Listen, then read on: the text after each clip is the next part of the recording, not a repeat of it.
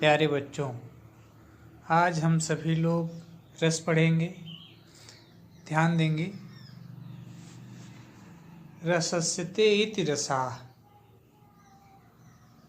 जिसका आस्वादन किया जाए या चखा जाए उसे रस कहते हैं। रस का अर्थ है आनंद, अर्थात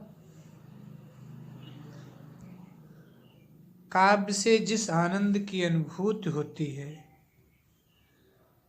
वही आनंद रस है। कहानी, उपन्यास, कविता आदि के पढ़ने से, सुनने से तथा नाटक को देखने से जो आनंद प्राप्त होता है वही रस कहलाता है।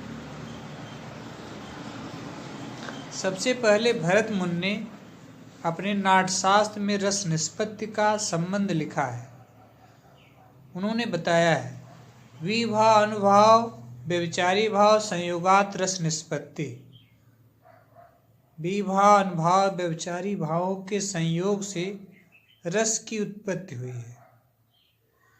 नाट्यशास्त्र के प्रणेता भरत मुनि ने 8 रस बताए हैं।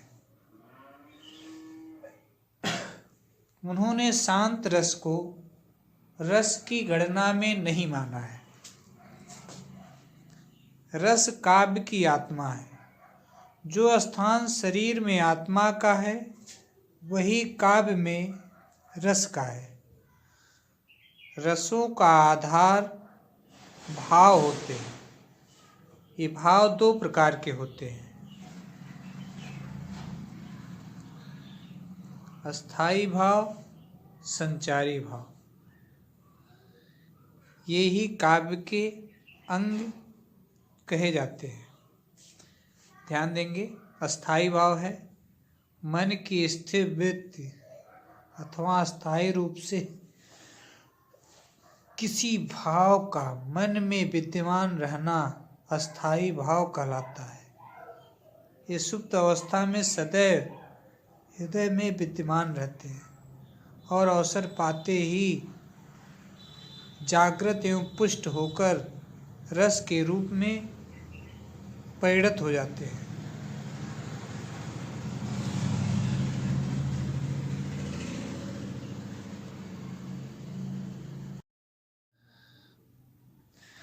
रस मुख्य रूप से 9 है, लेकिन यहाँ 11 का वर्णन किया गया है। तो 11 कौन कौन है? पहला है हास्य रस, जिसका अस्थाई भाव हास्य है। दूसरा है करुण रस, जिसका अस्थाई भाव शोक है। श्रृंगार रस, जिसका अस्थाई भाव रति है। रौद्र, जिसका अस्थाई भाव क्रोध है। वीर रस, जिसका अस्थाई भाव उत्साह है। अद्भुत रस, जिसका अस्थाई भाव विस्मय है। शांत रस, जिसका अस्थाई भाव निर्वेद है। भयानक रस, जिसका अस्थाई भाव भय है।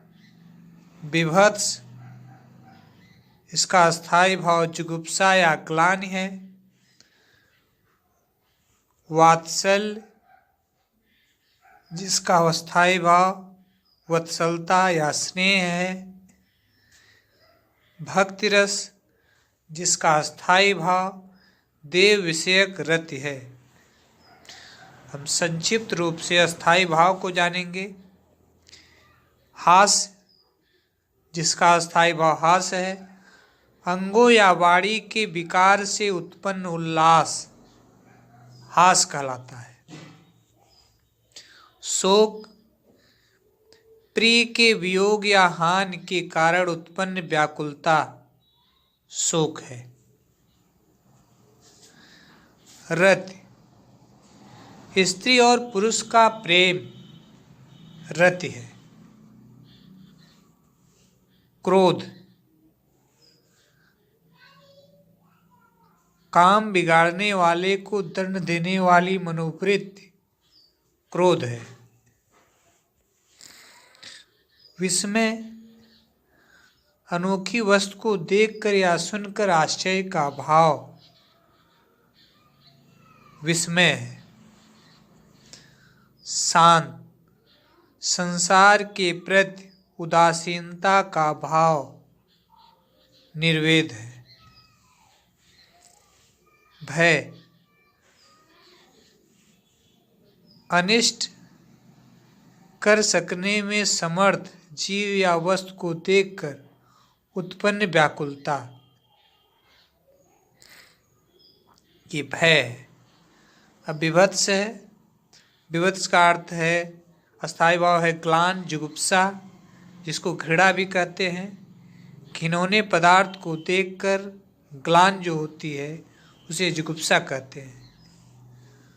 स्नेह, संतान के प्रति माता पिता का प्रेम भाव, स्नेह या वत्सलता कहते हैं। इसके बाद लास्ट वाला है देव विषयक रति, ईश्वर के प्रति प्रेम। यहाँ रति 3 है। श्रृंगार रस का अस्थायी भाव भी रति है, वात्सल्य का भी वत्सलता विषयक रति है, और भक्ति का भी देव विषयक रति है। इस तरह से 3 रति है, लेकिन तीनों में अंतर है। मैं विश्वास करता हूँ कि जो भी मैं समझाया हूँ आप लोगों को समझ में आ गया होगा।